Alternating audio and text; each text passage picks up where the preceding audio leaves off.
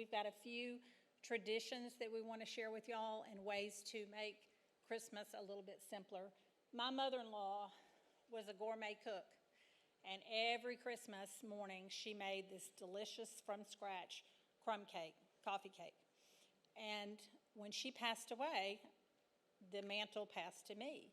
And I have 6 kids. And so I was wrapping presents, stuffing stockings, and adding to my list, making this made from scratch cake for Christmas morning. And I could barely boil an egg. So one day I was in Publix, and I saw this box, and I thought, this cake mix box for a cinnamon crumb cake. And I thought, I'm going to try this and see how this goes over. So I didn't tell anybody, and I put it in my bundt pan. You have to buy 2 boxes if you're going to do a bundt pan. And cooked it. Nobody said a word. Nobody noticed the difference. It was absolutely delicious. I've been using it ever since, and my job is to make it simpler for you guys. So let me tell you, you mix it up the night before, put it in the bundt pan, put it in the refrigerator. Christmas morning, your kids get up, you put it in the oven. The smell is heavenly. And after everybody's opened gifts, you've got this delicious, kid-friendly cake that you can make. And it's Krusty's cinnamon crumb cake. Everything they make is unbelievable. They make a great gingerbread mix as well. So make your life a little bit easier. Pop this in the oven on Christmas morning in a really pretty bundt pan, and nobody will know the difference.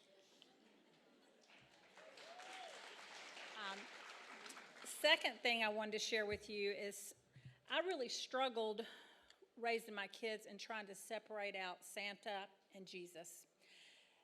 And they just always kept mixing together. And I said, Lord, I just need a way to do this where my kids get that Jesus is the reason for the season, but I don't want to not do the Christmas Santa and toys and all that. So what we did is we talked about Santa is pretend, Jesus is real. And we would talk about how fun it was to pretend that Santa was coming.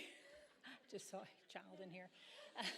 But anyway, okay. She doesn't believe in Santa. Okay, good. Oh, thank you. Okay. Woo, Jesus, good, go God. Okay, so, yeah, okay. So we would talk about how fun it was to think about Santa coming down the chimney and bringing gifts, and we got to do all that. But I always wanted them to know that Jesus was real and Santa was not, because when I grew up and found out about Santa, I was devastated. And the first thing I asked my mom is, I said, well, if Santa isn't real, is Jesus real?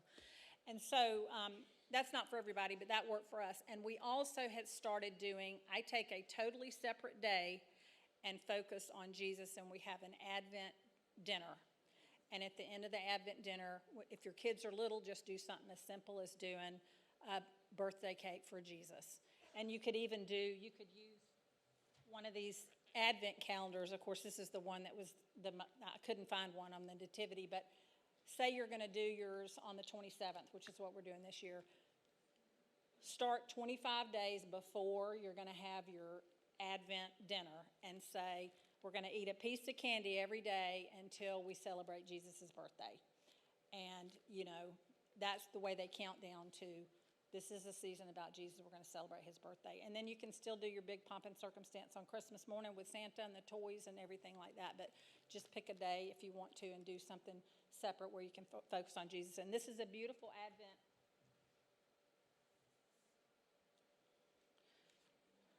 that 2 of my ladies have used with their children. Probably a little bit more for elementary and maybe just before elementary school age kids, but it's got the tree, it's got a book. Thank you. It's got a book that you read, and it has of course, Advent all talks about the matriarchs and patriarchs of the faith, and also about Jesus' genealogy, and it basically tells a story how the Bible is the story of Jesus and his coming. And so you just read. It's just a simple little bit you read, and then you get an ornament for the day that you can hang on the tree. So that's simple. You don't have to make it yourself. It's all done. Okay. And we have some giveaways today. So Megan is going to share the last tradition, but before we do, I want to tell you that if you, under your seat, have a note card that has a sleigh on it, you're getting one of these cake mixes. And if you have a Joy to the World, raise your hand if you get the cake mix.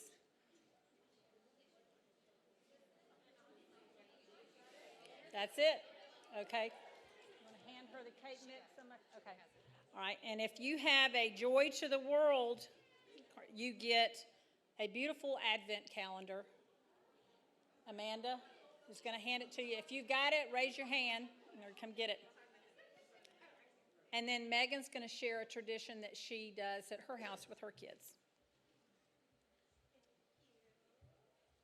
Hi. So I have 4 kids. They are 2, 4, 6, and 8. So they're all pretty young. I like to read with them. They love to read. So I collect different Christmas type books. You can get them on clearance after Christmas, really cheap. Keep them for the next year. They remember some, they don't remember all. Since I have 4 kids, I sometimes wrap in 4 different wrapping papers. So if it's that child's, favorite wrapping paper, they get to open the book for the night. I try to do 25. If I don't have them wrapped by December 1st, we just do however many days are left in December. If I forget, I might just wrap it that night before. So whatever works for you. On the front, I have like a little Advent. It's just a paper thing I found at Kroger. $1.49 clearance, and it was a paperclip Advent, like little envelopes. So I put on the front of mine a little envelope, and then for each book I had printed these off last year, which is why they're ready, because if it's not done the year before, it's not ready by December 1st. This is Pinterest. Different little things you can do each day, kind of like the group before had the list on the board. This is like watch a favorite Christmas movie. So on December 1st, we'll open the book, read the book. We might watch the Christmas movie, make a craft, whatever the service project is. There's some in here like give a gift to the needy. And then I also found a Jessie tree online. And so with that, they have little ornaments. And it's like a small, short scripture passage reading. So you can read the little story from the Bible, hang the ornament on the tree, very similar to the book, and read a favorite Christmas book, maybe do a little craft or whatever the activity is. Sometimes I just do the book. Sometimes I just do the little card. Whatever you want to do for your family is awesome. I have a few Christ-based books that are more spiritual, so I'll wrap some of those, like the Christmas Story, the Little Shepherd's Christmas. This was a really cool one I found this year at Ollie's, The Legends of the Christmas Treasury, and this has like the history of the candy cane, the history of St. Nicholas. So this is a really great one if you have little kids that want to learn kind of the traditions and why we have the candy cane, why, who was St. Nicholas, why do we give gifts on Christmas?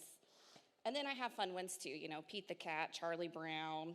And this is just a great book if you have really little ones that don't like to get rid of anything, including their Legos from 5 years ago, Too Many Toys. And it's about the little boy who had way too many toys, and by the end of the book, he is giving his toys to others that are more needy.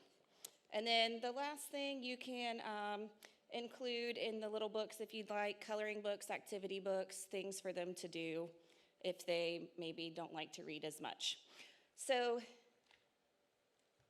our last giveaway, we have a book called This is the Stable. It's a little book about Jesus being born in the manger. And under your seat, if you have a card with a mitten, you will get This is the Stable to take home with you. So I think that's it.